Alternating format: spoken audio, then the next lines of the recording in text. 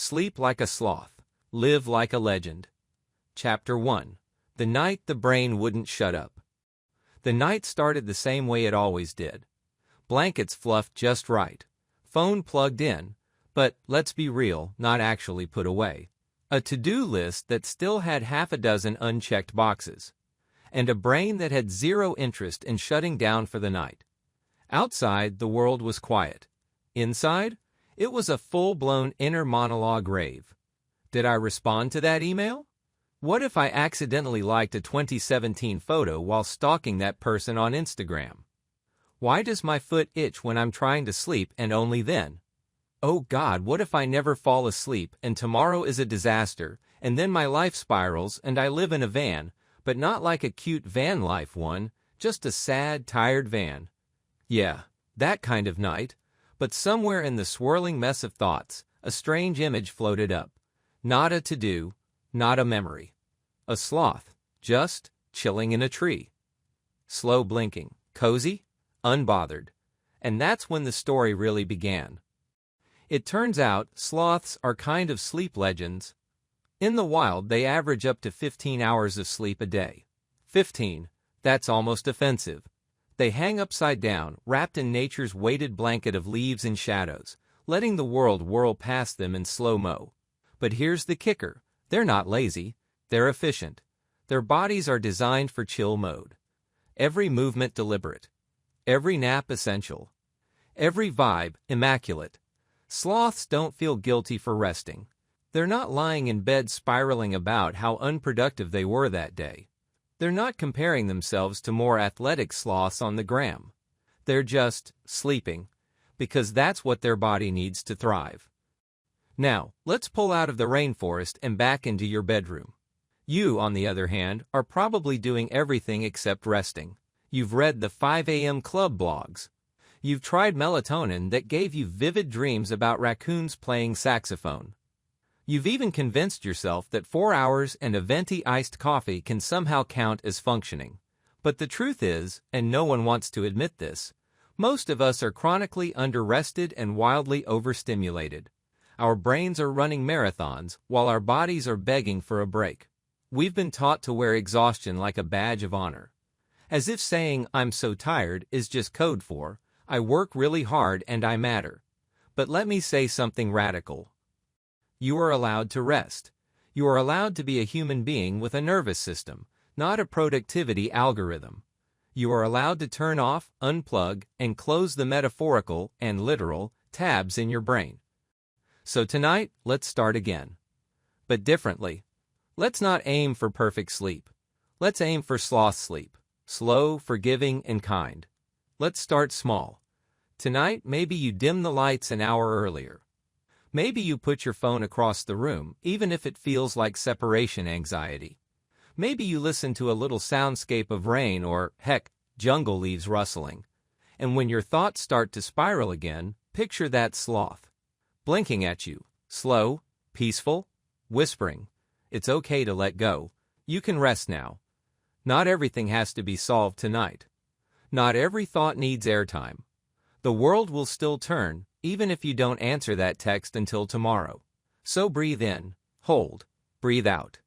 And maybe, just maybe, tonight's the night you start sleeping like a sloth and waking up like a legend. Chapter 2. The Science of Slothful Sleep.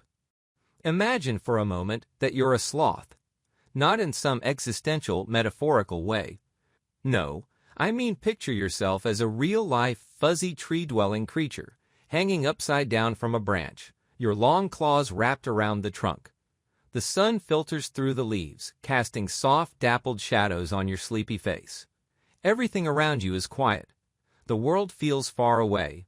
It's just you, your steady breath, and the soothing rhythm of nature. Here's the catch. You're doing more than just chilling. You're doing something vital. While you hang there, limbs loose and unhurried, your body is restoring itself. Your muscles are recovering, your brain is sorting through memories, and your hormones are recalibrating. This is what we call recovery sleep, the deep, uninterrupted kind that actually replenishes your energy and resets your systems. It's not about the time you spend in bed. It's about the quality of the sleep you get when you finally surrender to it. The sleep cycle. More than just Z's. All right, time to get into the real science of sleep. Don't worry, I'll keep it simple, and I'll make sure sloths still have a starring role. When you sleep, you don't just sleep for 8 hours. Nope, you cycle through different stages of sleep, each one serving a very specific purpose. First up, there's stage 1, the lightest stage of sleep.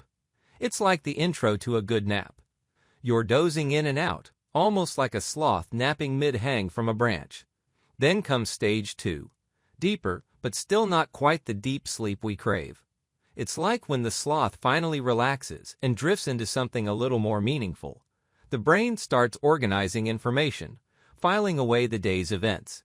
And then we get to stage 3, deep sleep. The sloth equivalent of sinking into the thickest, most cozy leaves imaginable. This is the sleep that rejuvenates your muscles and resets your body. It's the kind of sleep where you wake up feeling like you've just woken from a nap that could last forever. I mean, let's be honest, the sloth wouldn't complain if it did. But here's where the magic really happens. REM sleep. That's right. Rapid eye movement sleep. This is the part of sleep where your brain is most active. Your eyes move behind closed lids, your dreams take you to bizarre places. Maybe you're being chased by a giant sloth wearing sunglasses, who knows? And your brain is doing some serious heavy lifting. REM sleep is like your brain's cleanup crew, filing away memories, sorting through emotions, and ensuring your neurons are firing on all cylinders. And guess what? It's also when the most creative ideas emerge. It's why sometimes you wake up feeling like a genius after a solid night of sleep. Not that sloths care about that part, they're too busy napping. The truth about sleep debt. Here's something you might not know. Just like you can go into financial debt, you can go into sleep debt. And trust me, sleep debt is not as fun as credit card debt. You can't just pay it off with an extra shot of espresso or a weekend binge watch. When you don't get enough sleep consistently, your body goes into a kind of survival mode.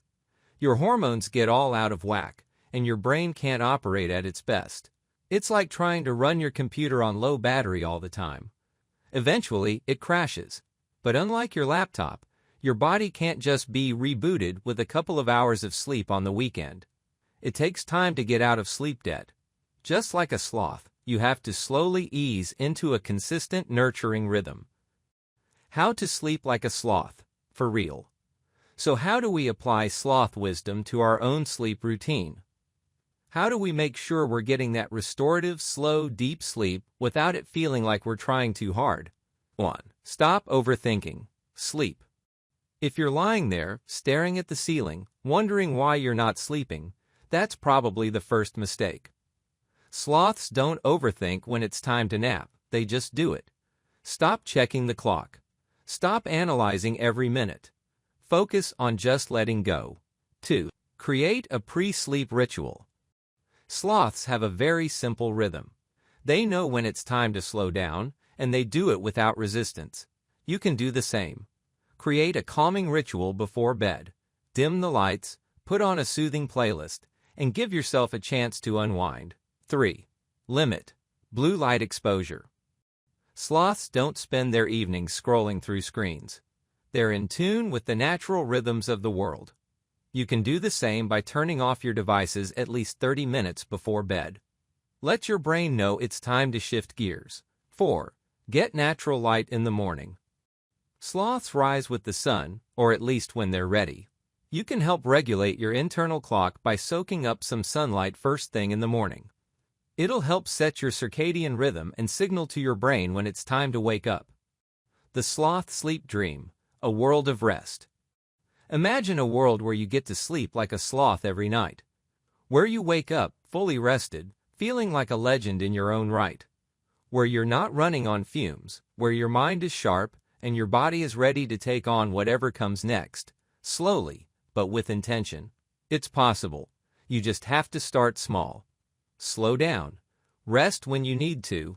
And remember, it's not just about how many hours you sleep. It's about how well you sleep. So let's follow the sloth's lead tonight, and let ourselves rest with purpose. Let go of the guilt. Let go of the shoals. Just be like a sloth, hanging upside down, letting the night wash over you in its own gentle rhythm. And tomorrow, you'll wake up, rested, restored, and maybe even a little bit legendary. Chapter 3. Melatonin and the Midnight Mix-Up. There's a small walnut-shaped gland deep inside your brain. It's called the pineal gland. Sounds kind of mystical, right? Like something a wizard would talk about in a forest glade. But this tiny gland, it's your body's sleep, DJ. And its main track? A little chemical called melatonin. Now, melatonin gets a lot of hype these days. It's on shelves at drugstores, infused into gummies shaped like moons, teas with sleepy bears on them, and even fancy face masks. But here's the thing. Melatonin is not a sleep switch. It's not a knockout drug. It doesn't whisper, "Shiss, go to sleep now." It's more like your body's lighting technician. Let me explain.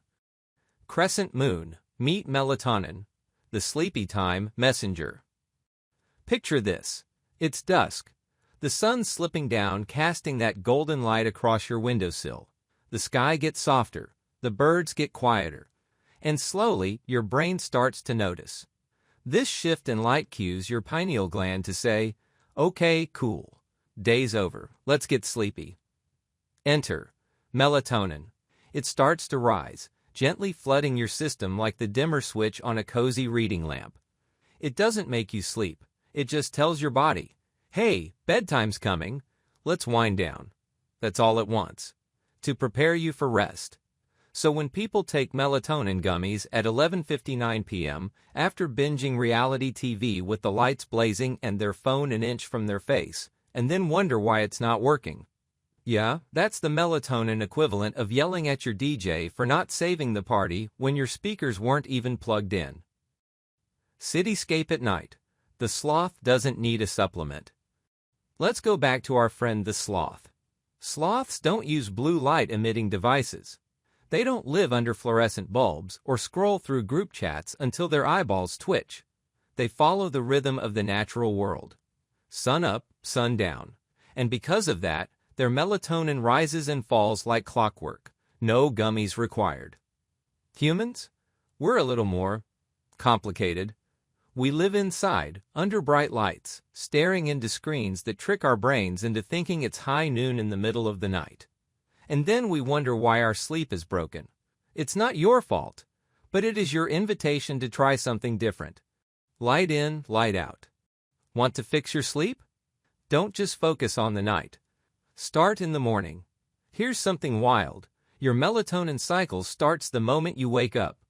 The sooner you get natural light in your eyes in the morning, even if it's cloudy, the sooner your body sets the timer that says, "Okay, cool. Let's release melatonin about 14 to 16 hours from now." That morning light? It anchors your internal clock. No sunrise hike required. Just open a window, step outside. Sip your coffee on the porch like a sleepy forest creature. Let the light hit your eyes. No sunglasses yet, even if you look like a raccoon. A soft landing, not a crash landing.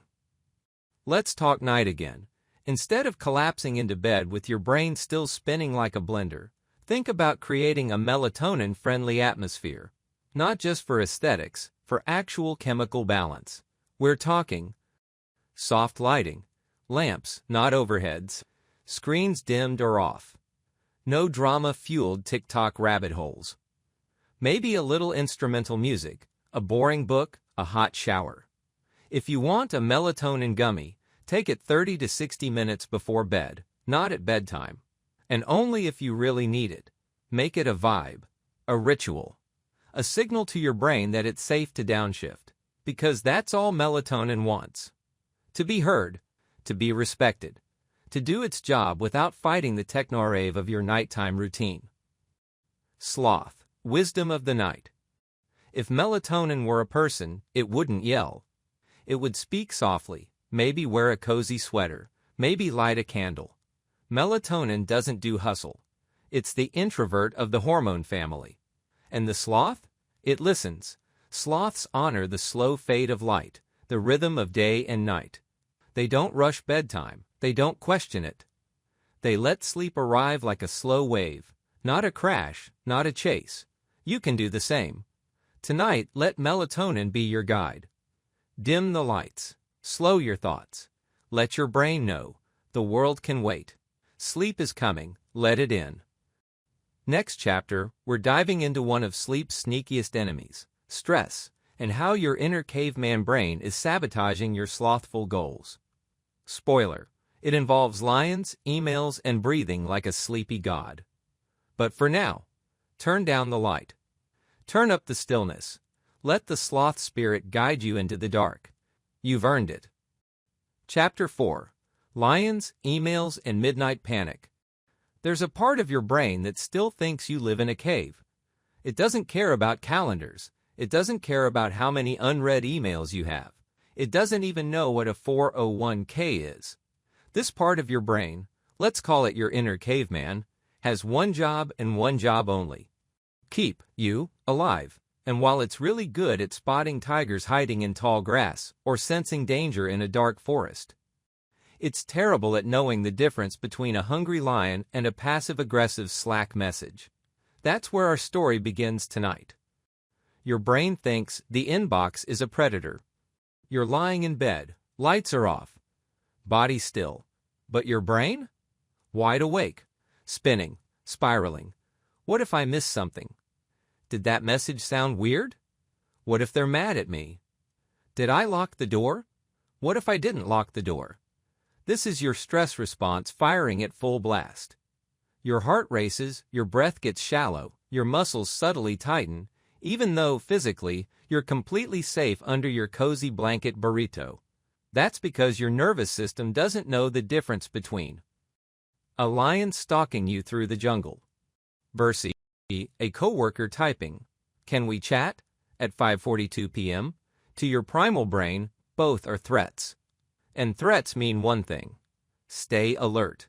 Do not fall asleep. So you lie there, exhausted but wired, tired but tense, stuck in that frustrating limbo of, why can't I just shut off? You can thank your inner caveman for that. The sloth doesn't fear deadlines. Let's go back to our beloved sloth. The sloth doesn't have a fight or flight response to a calendar notification. It doesn't brace for emotional danger every time it hears a text ping. Sloths live slowly because they have to. Their metabolism demands it. But in doing so, they've mastered the art of calm. Their heart beats slower. Their breath moves gently. Their muscles never hold tension they don't need to. They're not thinking about the next tree. They're just here, in this branch, in this moment, which is exactly the lesson we need when our bodies are in 2025, but our brains are stuck in 25,000 BC. You can't sleep if you're in survival mode. Here's the hard truth. Your body can't fall into deep sleep while it's flooded with stress hormones. Cortisol, the stress chemical, is like the brain's caffeine. It keeps you on high alert, scanning the horizon for danger, even if that danger is just a text you're avoiding. The good news? You can teach your brain the difference. You can gently show it that you're safe now, that it's okay to shift out of survive and into restore. And the gateway to that shift? Your breath? Sloth breathing. Yes, it's a thing now. When sloths breathe, it's slow. So slow it's almost meditative. Their nervous system stays calm because their breathing tells it, we're fine. No lions here, just leaves and vibes. You can do the same. Try this. Inhale for 4 counts. Hold for 4. Exhale for 6. Do it again.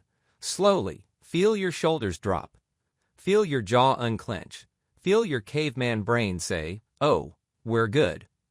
This simple shift, from shallow, stressed breathing to slow, deep breaths, sends a message straight to your nervous system. It's okay to rest now. No lions, no fire, no danger. Just you, your bed, and maybe a sloth-shaped pillow if you're extra. Nighttime equals safety time. To fall asleep, real, sloth-quality sleep, your body has to believe you're safe. And no, safety doesn't mean having all your life together. It doesn't mean the inbox is empty, or your boss likes you, or your brain has stopped spinning. It just means you create an environment where your nervous system can finally exhale. So let's create it. Low lights, soft sounds, a body that's still, a mind that's not being yelled at, a breath that says, I'm not in danger. The art of the downshift. Think of it like this. Falling asleep isn't like flipping a light switch. It's like gliding to a stop on a sled. You have to slow down before you stop. That means you don't go from hyperproductivity to lights out in 10 minutes. You glide into rest. You ease into stillness. You let your brain coast out of problem solving and into dream making. Tonight, you don't need to fix your whole life. You don't need to solve tomorrow.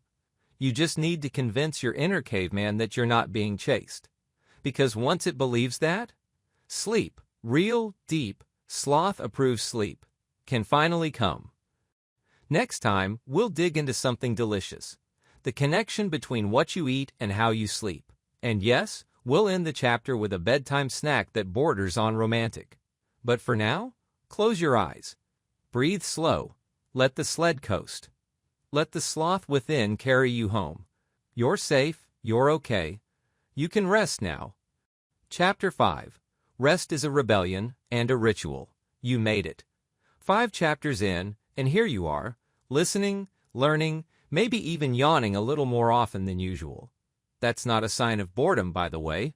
That's your body saying, finally, someone gets it. Because the truth is, you were never bad at sleeping. You were just taught to override your need for rest. The hustle that stole your dreams. We live in a world that sells us the idea that sleep is optional, that you can sleep when you're dead, that 8 hours is for the lazy, that the early bird gets the worm, and if you're not up at 5 a.m. crushing goals, someone else is, and they're beating you. You know what the sloth says to that? Cool, they can have the worm. I'll be napping in the trees. Because the sloth knows something we've forgotten. You don't have to earn your rest. Sleep isn't a reward for being productive. It's a requirement for being human. Everything is connected. Now that you've been through the full journey, let's zoom out. All the little pieces we talked about. Circadian rhythms. Melatonin. Stress and the caveman brain. Breathing slow like a sloth in Shavasana. Morning light, night rituals, slow winding down. They're not random. They're part of a bigger story, the one your body's been trying to tell you for years. A story where rest is healing, where stillness is strength, where slowing down doesn't mean giving up, it means tuning in. Sleep isn't separate from your mental health. It's not a side quest in the game of self-care. It's the main storyline. The ritual of rest. So let's leave you with something you can actually do. Not another to-do list. A ritual. Rituals are different. They're sacred. They're soft. They're not for checking off. They're for coming home to yourself. Here's one. Your new favorite bedtime wind down. Let's call it the sloth sleep ritual. Step 1. Dim. Lights go low. Candles if you're feeling romantic, with yourself. No overhead interrogation bulbs. Step 2. Slow. Sound gets soft. Maybe a gentle playlist, or ambient jungle sounds. Something that says, the day is over now. Step 3. Disconnect. Phone on airplane mode. Even sloths need boundaries. Step 4. Breathe. In for 4. Hold for 4. Out for 6. Again, slower this time. Step 5. Comfort. Maybe a warm mug of herbal tea. Maybe your favorite pajama shirt that smells like peace. Maybe a few pages of a boring book you'll never finish. Perfect. Step 6. Permission. The final step. The most important one. Say this out loud, or whisper it like a spell. It's safe to let go now. I don't have to be anywhere but here. Rest is not weakness. It is my right. The legend part. Now, about the title. Sleep like a sloth, live like a legend. You've got the sloth part down. The naps, the rituals, the slower breath, the permission to unplug. But the legend, that's you after the rest. The version of you who wakes up with real energy. who solves problems faster, laughs harder, loves deeper, thinks better, feels clearer, because your brain isn't wading through fog anymore. Rested you is legendary, not because you did more, but because you had the courage to do less, to pause, to listen, to say no when the world demanded more, to say yes when your body asked for sleep. Closing the canopy. So now, close the chapter. Literally, figuratively, let this book, this soft, slothy love letter to your nervous system, be the start of something sacred. Let rest be your revolution. Let quiet be your comeback. Let sleep become something you welcome, not something you fight. And as you drift off tonight, picture this. You, in a hammock, under a sky full of stars. A sloth hanging above you looking down, nodding slowly like a sleepy old sensei. You did good, he says, now go dream. This has been Sleep Like a Sloth, Live Like a Legend. And now, dear legend, sleep well.